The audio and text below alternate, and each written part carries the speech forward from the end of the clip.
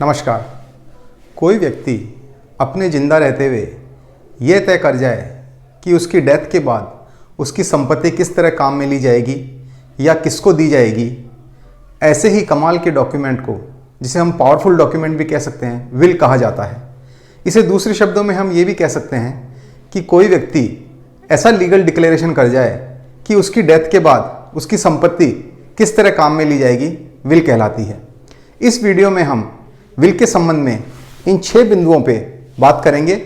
Number 1, will करने के लिए कैपेबल कौन है। नंबर 2, क्या विल एक से ज़्यादा बार की जा सकती है। नंबर 3, विल तैयार करने के समय किन बातों का ध्यान रखना चाहिए। नंबर 4, विल का रजिस्ट्रेशन करवाया जाना आवश्यक है या नहीं। नंबर 5, किस किस प्रॉपर्टी की विल की जा सकती है। नंबर 6, सैनिक जो कि लड़ाई में हैं या मरीन में हैं, वो विल करने के संबंध में उनको क्या विशेषाधिकार प्राप्त हैं। सबसे पहले बात करते हैं विल कौन कर सकता है। विल कोई भी व्यक्ति कर सकता है जो 18 वर्ष से अधिक का हो। कोई व्यक्ति जो डीफ है, डम्ब है, ब्लाइंड है, वो भी विल कर सकता है, लेकिन उसे ये मालूम होना चाहिए कि वह जिस संपत्ति के बारे में अपनी इच्छा व्यक्त कर रहा है वो डॉक्यूमेंट किस प्रकृति का है। यदि कोई व्यक्ति इंसेन है, जिसे उन्मत्त भी कहा जाता है, वो भी विल कर सकता है, लेकिन जिस वक्त वो विल करे उस वक्त उसे मालूम होना चाहिए कि वह विल कर रहा है और उस वक्त तो इंसेन की पोजीशन में नहीं होना चाहिए। यदि कोई व्यक्ति इंटॉक्सिकेटेड है या ऐसी स्थिति में है कि उसे पता ही नहीं है कि वो क्या डॉक्यूमेंट क्रिएट कर रहा है या किस डॉक्यूमेंट पे साइन कर रहा है, तो ऐसा व्यक्ति विल नहीं कर सकता है।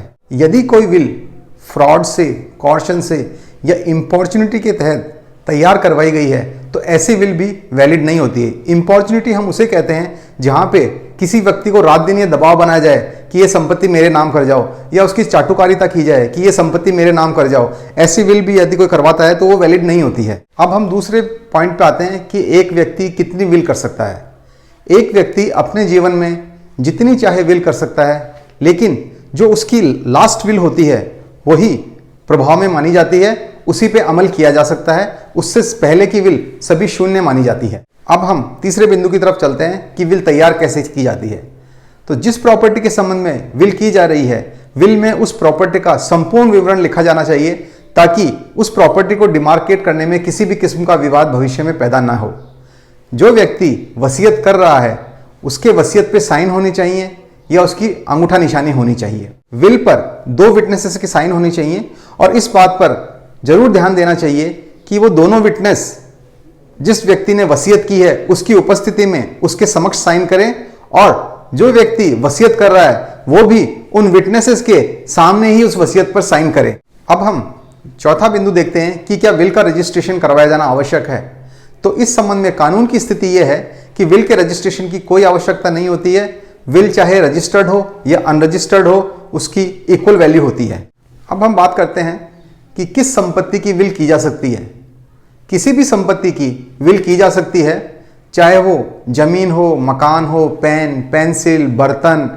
जो भी व्यक्ति किसी संपत्ति का स्वामी है वो उसके संबंध में विल कर सकता है और उसके बारे में तय कर सकता है कि उसकी डेथ के बाद वो संपत्ति किसे दी जानी है। अब हम 6th और लास्ट पॉइंट पे बात करते हैं कि सैनिक जो कि लड़ाई में हैं या किसी अभियान पे गए हैं या कोई जहाज पे हैं, वो जब विल करते हैं तो उन्हें क्या विशेषाधिकार प्राप्त हैं।